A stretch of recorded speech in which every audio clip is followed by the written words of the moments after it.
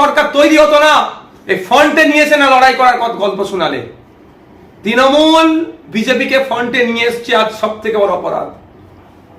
80টার কিচ্ছু দাম নেই, 80 আর 0 সমান, কারণ দুর্নীতি করে দলটা এই পর্যন্ত পৌঁছে গিয়েছে, ভয়ে মুখ খুলতে পারছে না। গতকালকে দেখছিলাম শিয়ালদাতে কোনো একটা কারণে এই একটা প্রোটেস্ট করছে, হকারদেরকে নিয়ে প্রোটেস্ট করছে, পজিটিভ, আমার কাছে নেগেটিভ না পজিটিভ। সেখানে দেখলাম 3 জন মাত্র এমএলএ, যে দলে 80টা এমএলএ 3 জন এমএলএ। শুধু তাই নয়, আর কর্মী সমর্থক মিলিয়ে 20টা থেকে 21টা হবে না। বুঝতে পারছেন দলটা কি লেভেলে পৌঁছেছে। আমি বলেছিলাম 6 মাস যাবে না এই দল ক্ষমতা থেকে চলে গেলে পোস্টে আপনার ফ্ল্যাগ বাঁধার লোক পাওয়া যাবে না, বলেছিলাম অনেক আগে। দেখবেন পুরাতন রেকর্ড খুঁজে বার করবেন, পেয়ে যাবেন আপনারা। আজ সেই জায়গায় যাচ্ছে। আজকে দেখছিলাম বিরোধী দলনেতাকে মাটিতে বসে আছে, তার রুম দেয়নি বলে প্রতিবাদ করছে। পাপ কোনোদিন বাপকেও ছাড়ে না। আমাকে 5 বছর রুম দেয়নি বিধানসভার মধ্যে।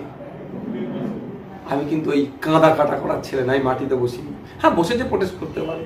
আমি নওশাদ সিদ্দিক আমাকে দেয়নি। আমি কারো মিডিয়ার সঙ্গে কান্নাকাটি করছি নাকি? আমি চুপ ছিলাম। কোথাও লবিতে বসতাম, এখানে যে সেইখানে গিয়ে ওখানে গিয়ে বসতাম। আমি কাজ মিটিয়ে নিয়েছি 5 বছর ধরে।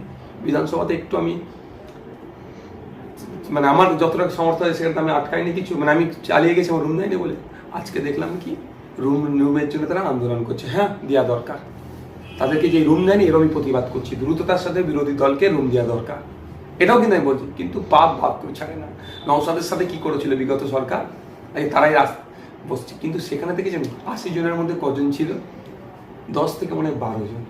এই দলটা আর মনে হয় মানে বিজেপি যতদিন চাইবে, এখনো বলছে আবার, বিজেপি যতদিন চাইবে পশ্চিমবাংলা তৃণমূল থাকুক ততদিনই থাকবে।